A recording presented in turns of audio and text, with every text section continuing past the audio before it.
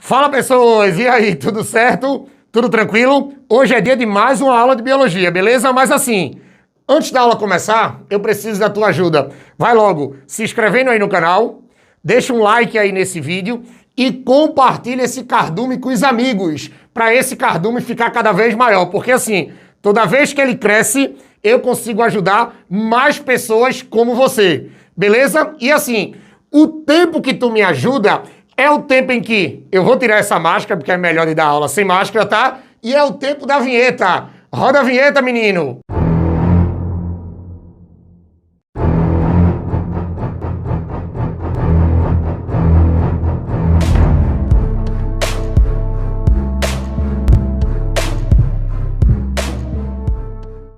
Pronto, pessoas, vamos agora falar sobre zoologia, tá? Mas assim, não é qualquer coisa de qualquer animalzinho não, tá? Agora, a gente vai falar sobre as células dos poríferos. Lembrando que o porífero é um animalzinho invertebrado, tá?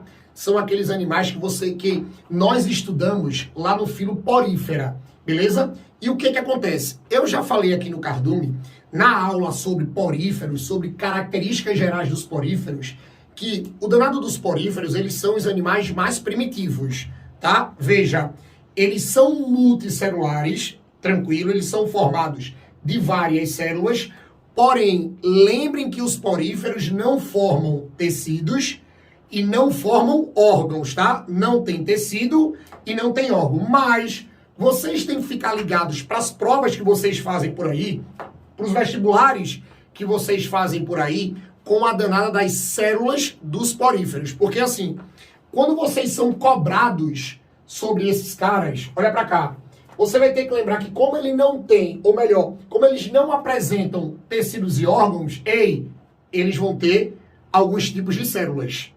E esses tipos, vocês vão ter que saber as funções de cada célulazinha dessa. Então preste atenção. Quando a gente trabalha com as células dos poríferos, a gente vai trabalhar com os pinacócitos, porócitos, coanócitos e amebócitos. Aí vamos por parte. Quando a gente trabalha com os pinacócitos, vocês vão dizer que os pinacócitos, preste atenção, são as células que formam um revestimento externo do corpo da esponja. Formam um revestimento externo do porífero. E um detalhe, tá? Se o nome é pinacócito, esse revestimento externo a gente vai chamar de pinacoderme. Agora tem um detalhe, tá? Por mais que a pinacoderme seja o revestimento externo do porífero, mas a danada da pinacoderme não é considerada um tecido, tá?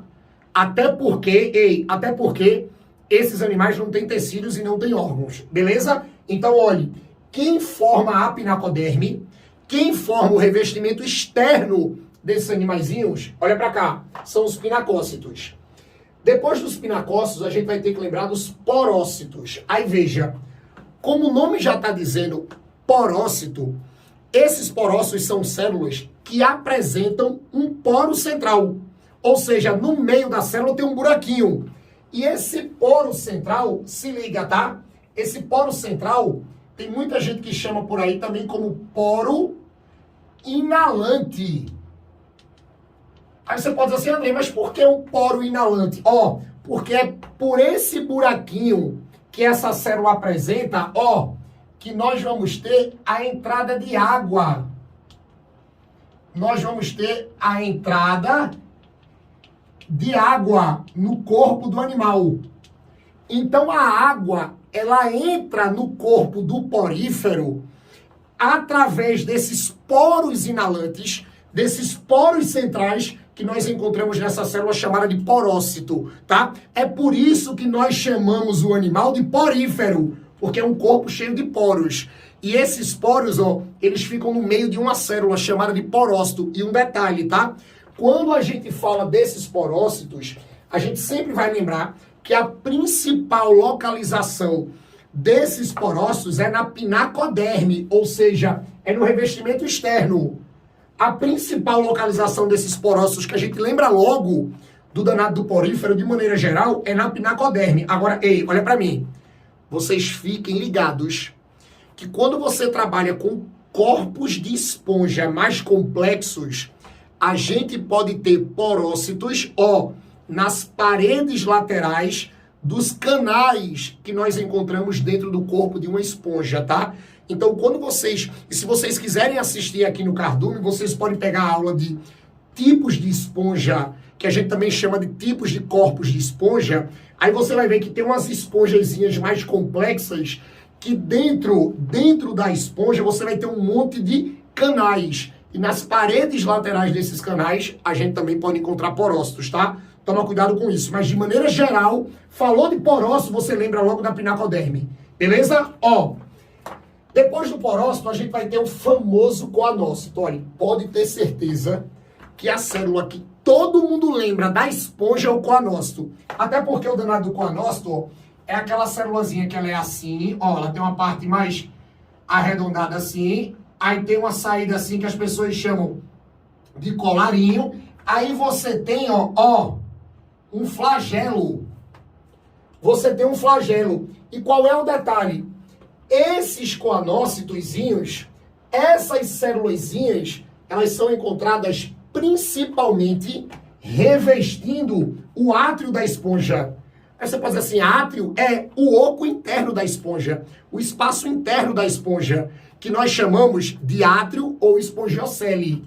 Então, o átrio ou a espongiocele, que é o oco interno do porífero, que é o espaço interno da esponja, ele é revestido principalmente, preste atenção, ele vai ser revestido principalmente por coanócitos. Agora, olha para mim. Lembrem que tem algumas esponjas que têm corpos mais complexos, tá? E esponjas que têm corpos mais complexos, o danado dos coanócitos não vão ficar no átrio, tá?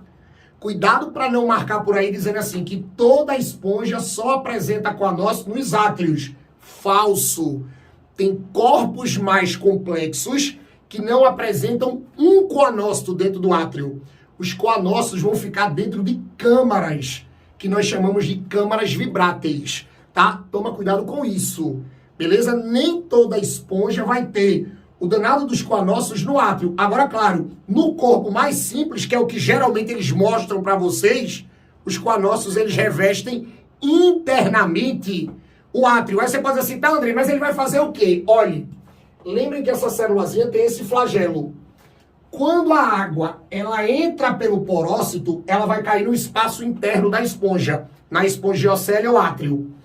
Esses flagelozinhos dos coanócitos começam a bater no átrio. Quando bate dentro do átrio, a água começa a ter uma correntezinha dentro do corpo da esponja. A água começa a se movimentar, porque os flagelos batem. E quando esses flagelos batem dentro do átrio, fazendo a água se movimentar, fazendo a água vibrar, esses coanócitos, eles capturam os nutrientes da água, presta atenção, capturam os nutrientes da água e são responsáveis pela digestão intracelular.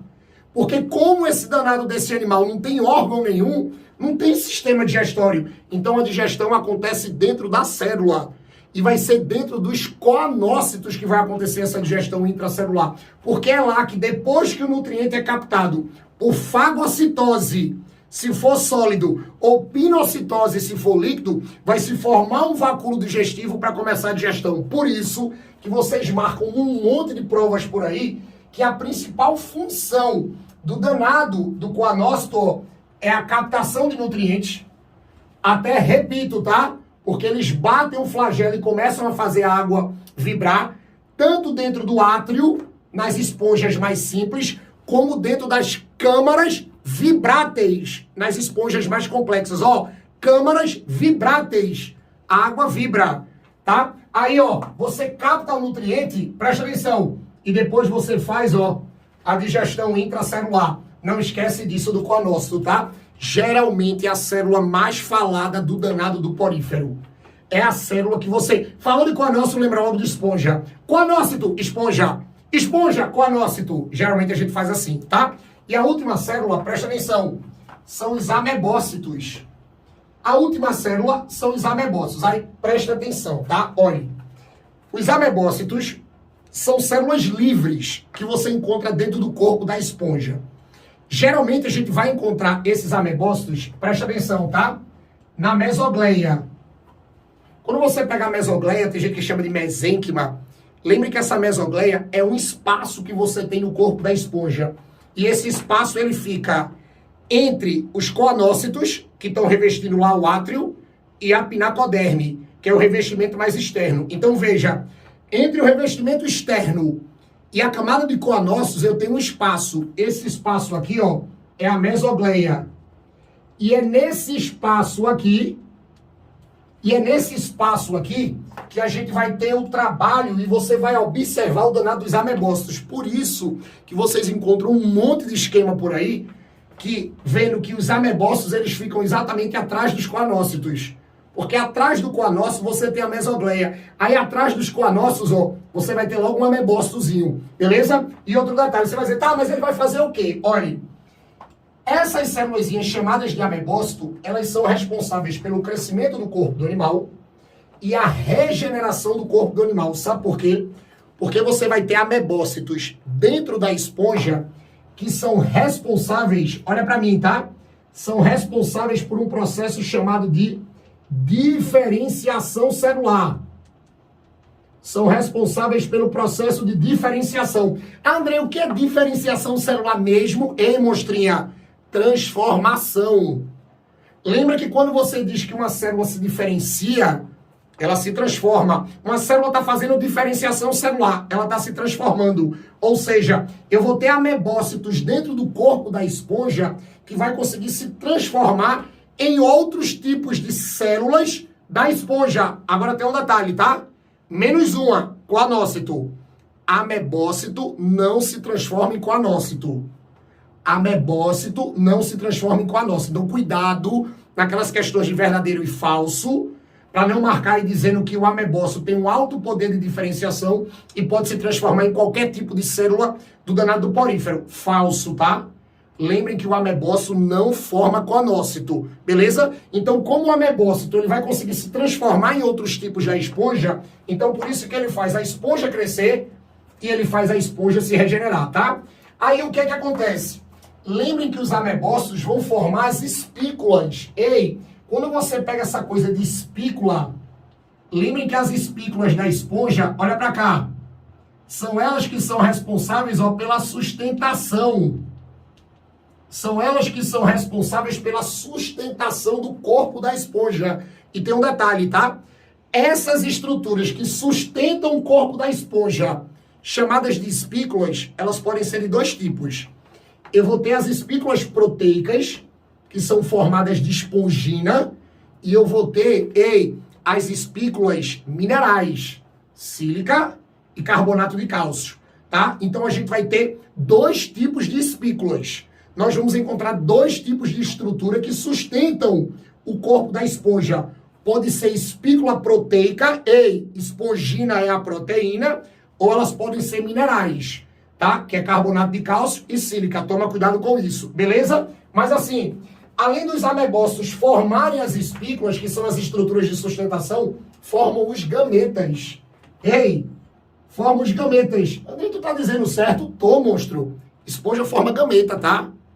Lembrem que eu disse aqui nas aulas de características gerais que a danada das esponjas, elas têm processo sexuado. Um gameta masculino sai de uma esponja, entra no corpo de outra esponja e fecunda o óvulo, liberando uma larva que vai formar uma nova esponja. Então, esses gametazinhos que fazem a reprodução sexuada dos poríferos, eles são formados, pelo danado dos amebócitos, tá? Não pode esquecer disso. E, por último, lembrem, como o danado dos amebócitos, eles ficam atrás dos coanócitos, e os coanócitos são responsáveis pela digestão intracelular, então o coanócito digere os nutrientes, passa para o amebócito que está atrás dele, e o amebócito distribui esse nutriente para todas as outras células da esponja.